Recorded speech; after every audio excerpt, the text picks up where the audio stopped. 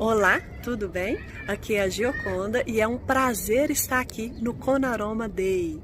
Eu fiz aqui uma palestra muito gostosa sobre as potencialidades do uso de óleo essencial em animais. Espero que você goste.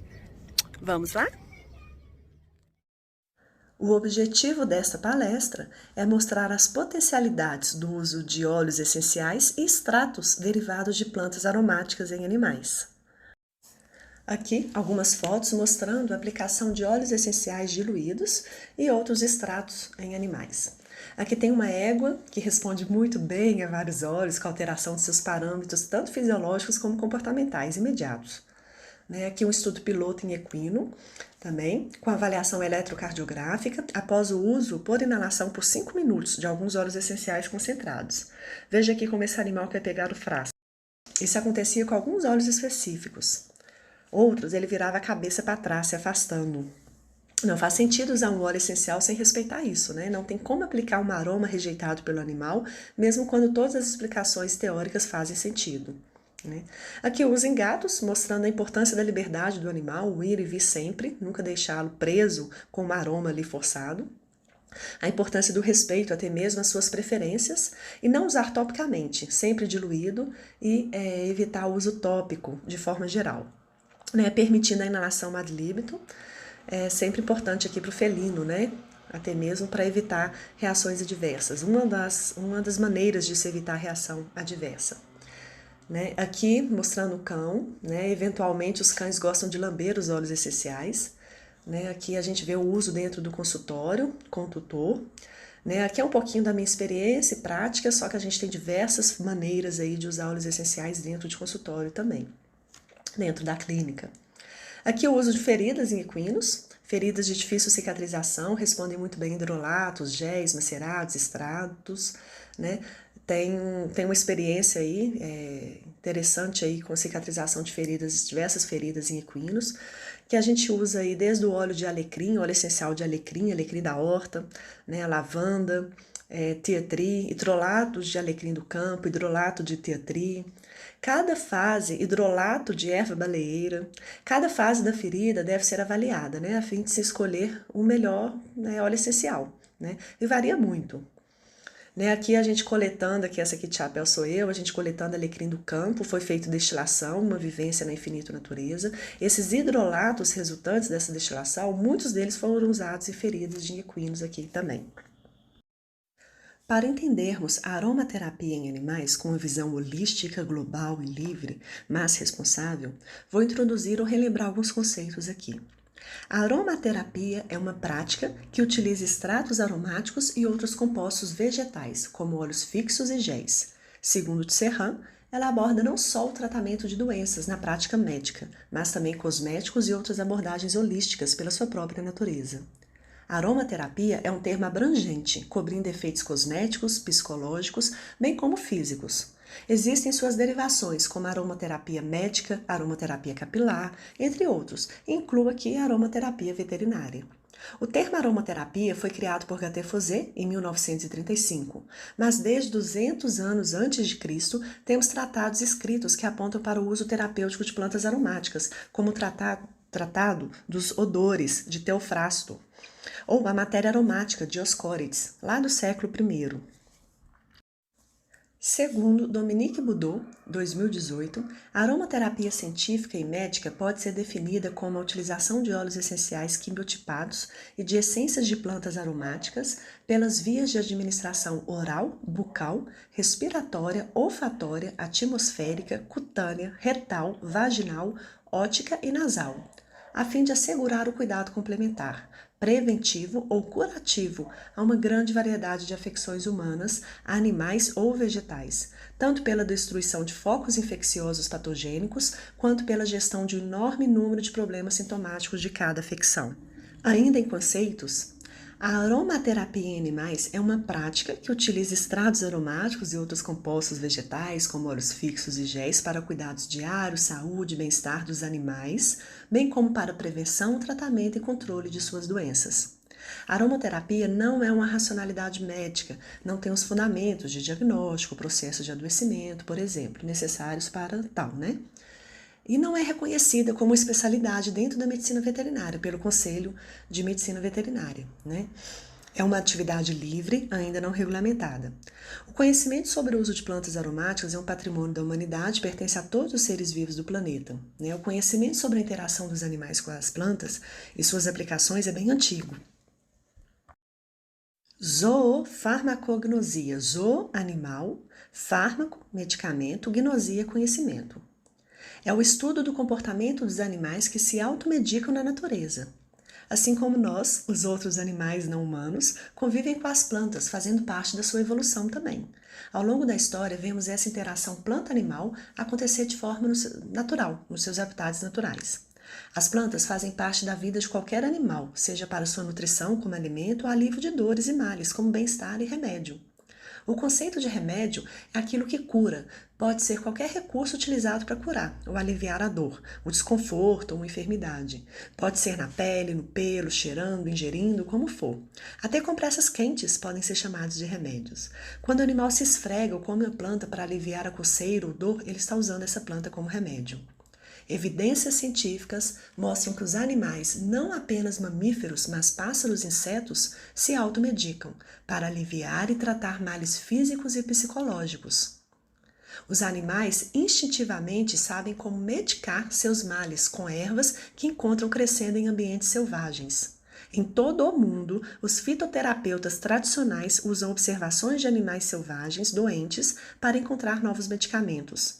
Como resultado desse conhecimento popular, existe uma postura comum na suposição de que os animais sabem infalivelmente quais ervas devem usar para as quais doenças, quais ervas, quanto e como usar. Aqui a foto tirada do livro Veterinary Herbal Medicine, da Susan Wynne, o chimpanzé sugando o suco amargo dessa planta, Vernonia amidalina, de Mali. Essa planta, ela contém mais ou menos 7 glicosídeos esteroides, bem como algumas lactonas sesquiterpenas, que são capazes de matar parasitas que causam esquistosomose, malária, leishmania. Essas lactonas sesquiterpênicas, que também eram conhecidos como princípios amargos, não são apenas antihelmínticos, mas também antiamebiano, antitumoral, antimicrobiano. As camadas externas dos brotos e folhas do arbusto que os chimpanzés tão cuidadosamente descartam, né, contêm altos níveis dessas substâncias, que seria extremamente tóxico para o animal. Então, não só pode os chimpanzés encontrarem uma planta adequada para aliviar seus sintomas, como eles também podem encontrar a parte certa da planta para ser eficaz sem dano, sem efeitos adversos. Zoofarmacognosia aplicada. Com grande referência, temos o trabalho da Caroline Ingram, que criou esse termo, zoofarmacognosia aplicada, né, e utiliza essa prática desde a década de 80, com base na autosseleção dos óleos essenciais e extratos, seguindo o comportamento hedônico dos animais. Ela estudou com referências no mundo aí em aromaterapia e usa essa prática há mais de 30 anos, esse método, em várias espécies animais. Aqui é um abrigo de elefantes na África. Para aplicar a zoofarmacologia aplicada, é necessário conhecimento profundo da matéria médica, mecanismos farmacológicos dessas moléculas nos animais e a base da zoofarmacognosia. A Nayana Morag também utiliza e promove esse conhecimento, aprendeu essa técnica com a Caroline Ingram e associou com os conhecimentos de Gabriel Morai, na medicina tradicional chinesa, utilizando e ensinando essa técnica combinada com alguns princípios de medicina tradicional chinesa. Considerar o respeito e observação dos animais como parte do processo na aromaterapia traz segurança. O mais importante é que com ele é possível usar óleos essenciais em diversas espécies animais, respeitando as suas características específicas e individuais. Podemos nos apoiar também aqui na etnoveterinária, que é a ciência que envolve a opinião e o conhecimento das práticas tradicionais utilizadas para o tratamento ou prevenção das doenças que acometem os animais. Dentre os ramos dessa ciência milenar está a fitoterapia, que é o tratamento de patologias animais à base de plantas. Existe literatura extensa nesta área, com a investigação etnofarmacológica de plantas utilizadas para tratar a saúde animal. Na prática, com a aromaterapia em animais, quais são as particularidades do uso de óleos essenciais em animais? Lidamos com diferentes espécies. Quando falamos de diferentes espécies, estamos falando de diferentes respostas a uma mesma substância química. Qual é a espécie a ser tratada? E qual a minha espécie de referência a ser considerada para comparação? E quais são as semelhanças e diferenças entre essas espécies animais? Veja essa questão de forma simples, ou melhor, veja essa questão com a visão integral, né? Por ser médica veterinária. Na medicina veterinária, a gente já lida com diversas espécies o tempo todo. A formação na graduação é ampla e nos dá capacitação para entender as extrapolações e diferença entre essas espécies. A aromaterapia, como sendo uma prática que ampara as outras abordagens, acompanha e potencializa as outras abordagens realizadas nos animais, seja de forma terapêutica médica, holística ou cuidados diários. O uso de substâncias químicas, quando essas não estão estabelecidas ainda em alguma espécie animal, é feita muitas vezes por extrapolação de doses. Por exemplo, eu quero usar uma determinada substância em um equino, só que eu não tenho nenhum trabalho, nenhuma dose estabelecida na espécie equina. Então, é feita uma extrapolação da dose a partir de estudos em outras espécies. Aqui nós vemos a escala alométrica, né? Existem escalas que nos ajudam nessa conversão. A escala alométrica aqui para a conversão adequada de dose de um animal de referência para o desejado. Por exemplo, cães e gatos para animais silvestres. Essa escala considera a taxa metabólica, tomando a conversão mais fidedigna, né? Então, considera a frequência cardíaca, taxa respiratória, mas é importante a gente considerar também a bioquímica enzimática de cada espécie, as suas particularidades, né, específicas, alterando, né, toda a farmacodinâmica e a farmacocinética dessa substância no corpo desse animal. Na prática, a gente não tem muitos estudos de algumas substâncias e óleos essenciais às vezes, na espécie que a gente quer tratar. Né? Então, às vezes, fazer essa extrapolação tem que ser realmente cuidadosa e com acompanhamento aí, constante. A interpretação e a transposição de estudos científicos para a prática deve ser vista com cautela. Essa extrapolação dos achados vale para qualquer pesquisa de um fármaco, não só os componentes de óleos essenciais. Muitas vezes abordamos um fármaco a partir de um raciocínio puramente teórico, baseado no seu mecanismo em um neurotransmissor in vitro ou mesmo em roedores. Isso vale até para substâncias produzidas em laboratório. Vemos isso com a grande quantidade de substâncias criadas em mecanismos de ação, baseadas no seu mecanismo de ação, que são descartadas nos primeiros testes de biodisponibilidade ou ensaios clínicos. É um grande funil. Eu trabalhei com o desenvolvimento de fármacos, avaliação de um fármaco criado pela indústria farmacêutica no meu mestrado. Quando falamos de óleos aromáticos, ainda temos a questão do efeito multimodal de cada substância e da presença de centenas de substâncias, dezenas ou centenas de substâncias no mesmo produto.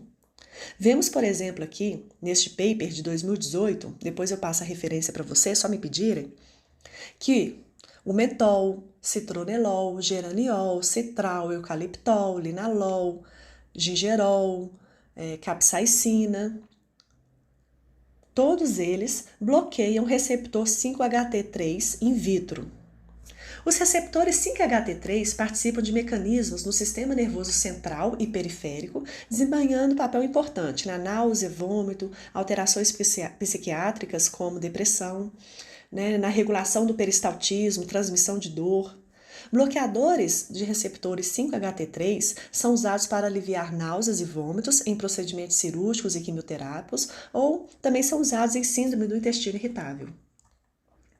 Nem todos esses óleos essenciais que possuem algumas dessas substâncias promovem esse efeito na prática. Por exemplo, a lavanda possui o linalol e ela não é usada para inibir náusea ou vômito. Inclusive, ela pode causar náusea em alguns cães. Quando valorizamos o conhecimento popular, a medicina herbal natural, tão antiga quanto rica também, associamos esse conhecimento aos achados da metodologia científica de trabalhos experimentais, comprovando ou explicando seu mecanismo subjacente, as coisas ficam mais arredondadas.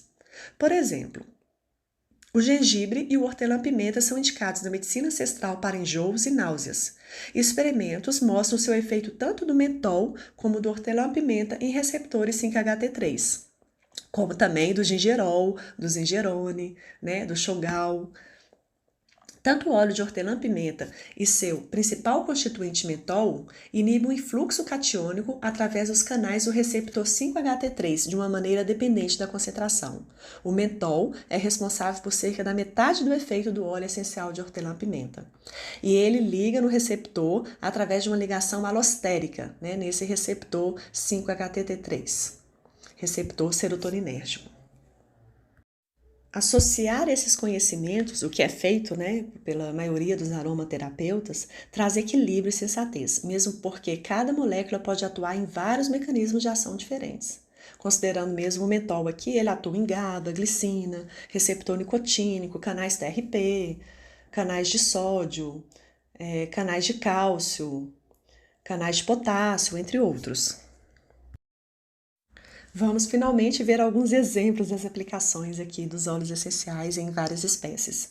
Aqui para controle de ectoparasitas, com óleos essenciais, principalmente para ácaros e carrapatos. Efeitos tanto com inalação ou contato com superfícies ou imersão, mas apresentam meia-vida curta, mas tem uma vantagem que é a eficácia oovicida. Existem vários componentes e vários óleos essenciais para determinado parasita. Aqui a gente vê, por exemplo, a citronela. Nós vemos aqui a cânfora, óleo essencial de gerânio, lavanda, entre outros aqui, camomila, catnip. É importante considerar aí qual a espécie que vai usar o óleo essencial e para qual ectoparasita também, Alguns óleos essenciais têm ação melhores em determinados ácaros ou insetos. A doença periodontal afeta muitos cães, podendo chegar a 85% de prevalência em animais com mais de 4 anos. O beta-cariofeleno, nesse artigo aqui, mostrou um efeito antimicrobiano em bactérias formadoras de placa dental em cães.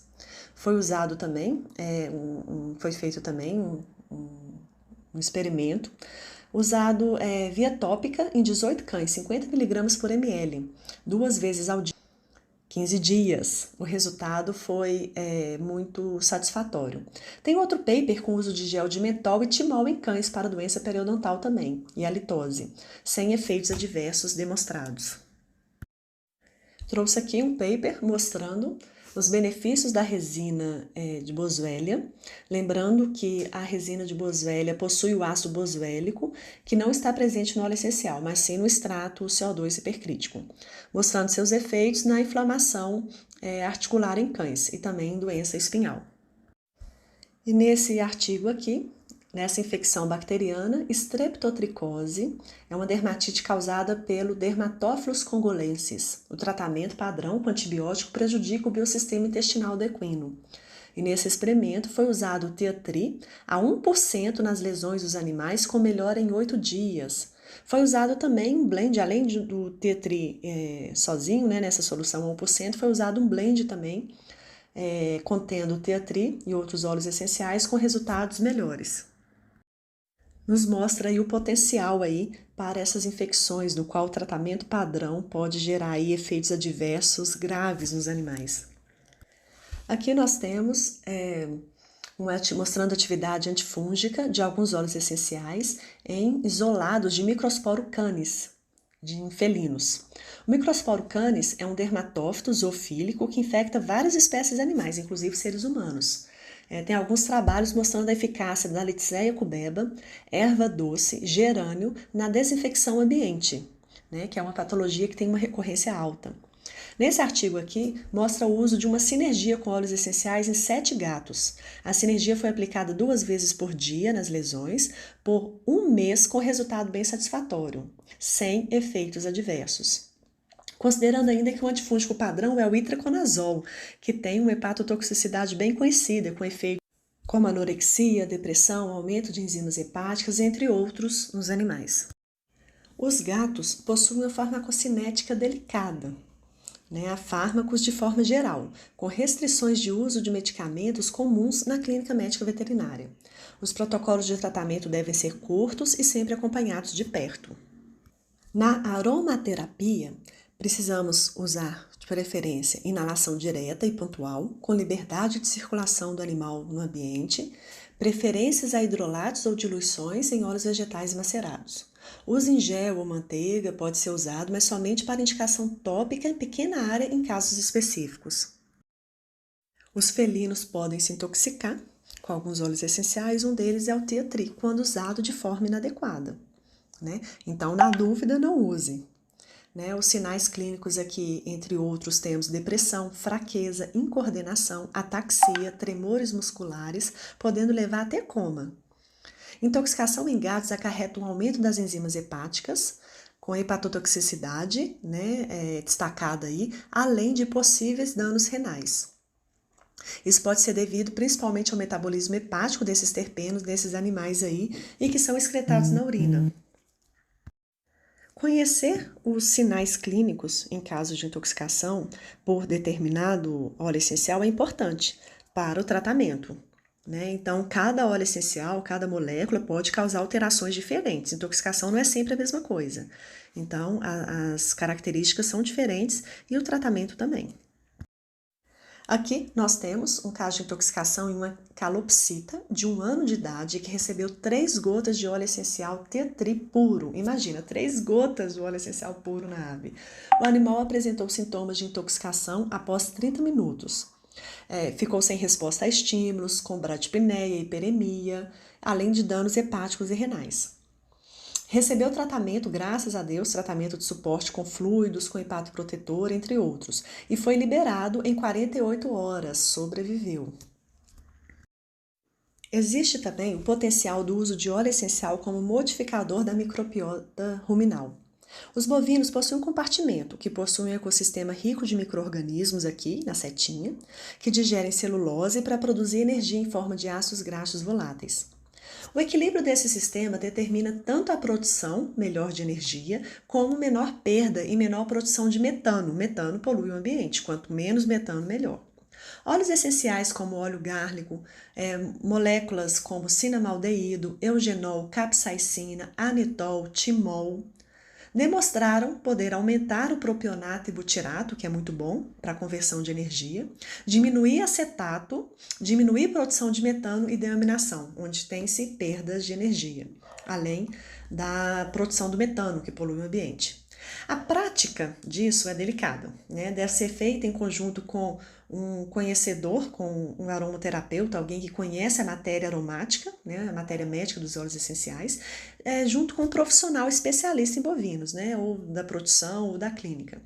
Porque esse efeito depende do pH, depende da dieta, tem várias variáveis aí nesse contexto. Esse conhecimento não é recente, né? Essa atividade potencial do óleo essencial já foi descrita em 1965 por Borges como substituto de antibióticos promotores utilizados nesses animais. Muitos óleos essenciais e seus componentes foram considerados eficazes em uma ampla gama de concentração inibitória mínima e concentração bacteriocida mínima. Tem muitos estudos in vitro e poucos estudos in vivo. A gente tem, por exemplo, moléculas como carvacrol, citral, timol, cinnamaldeído, que foram eficazes aí contra vários patógenos que resultam na mastite, responsáveis pela mastite bovina. Nós temos a Lípia salvifolia, mostrando aqui os micro-organismos, o patchouli, entre outros óleos essenciais aqui, como a canela, a melaleuca, mostrando aqui a sua atividade. Aqui trouxe esse paper, né? Recomendo essa revisão, mostrando óleos essenciais potenciais aí para tratamento de mastite, tratamento e prevenção de mastite. Eu vejo aí como potencial aí o uso de hidrolatos. Não encontrei nada com relação a hidrolatos e mastite, mas um potencial aí para prevenção. Finalizando aqui, quase finalizando nossa palestra, temos aqui para animais de produção, usos gerais aqui, alguns trabalhos aqui, depois eu passo para vocês essas referências, mostrando aqui o óleo de orégano em frangos e suínos na produção de leite, melhoria das propriedades físicas, químicas e sensoriais da carne também, né? Não usa só no animal, mas melhoria nos aspectos aí, nas características dos alimentos derivados animais. o uso de óleos essenciais no estresse de transporte, como efeito antioxidante ou modificador de micro-organismo ruminal.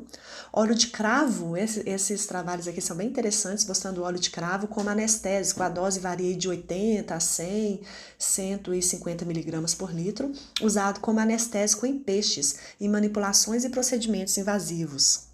Bem interessante. Como promotor de crescimento, óleo essencial de erva doce, a inclusão de 0,015 a 0,031% na dieta melhora a conversão alimentar e desempenho de frangos. A inclusão também aqui de alguns óleos essenciais de 0,04 a 0,6% de óleos essenciais de tomilho, orégano, alho, anis, junípero, eucalipto melhorou a conversão alimentar desses animais, melhorando a digestibilidade dos nutrientes, no caso aqui em leitões. Para controle de insetos, a gente já falou um pouquinho, tem esses outros trabalhos aqui. E também para o controle microbiológico, o óleo essencial de erva doce foi avaliado aqui sobre a microbiota no leite de cabra. O óleo essencial de orégano, alecrim, canela, extrato de pimenta no controle de salmonela, eiméria, clostridio em frangos de corte. Olha a importância aí, né? Mostrando aqui as concentrações. Capsaicina, cinnamaldeído e carvacrol também podem reduzir o número de Clostridio perfringens em seco de frangos. Meu objetivo aqui era mostrar um pouquinho, né, dessas possibilidades aí em animais de produção também, né? Eu acho que é interessante, bem interessante. Então, eu fico por aqui, agradeço imensamente a atenção de vocês, espero que vocês tenham aproveitado o conteúdo, estou à disposição para qualquer dúvida e acrescentar qualquer conhecimento aí que seja necessário. Um beijo e até breve.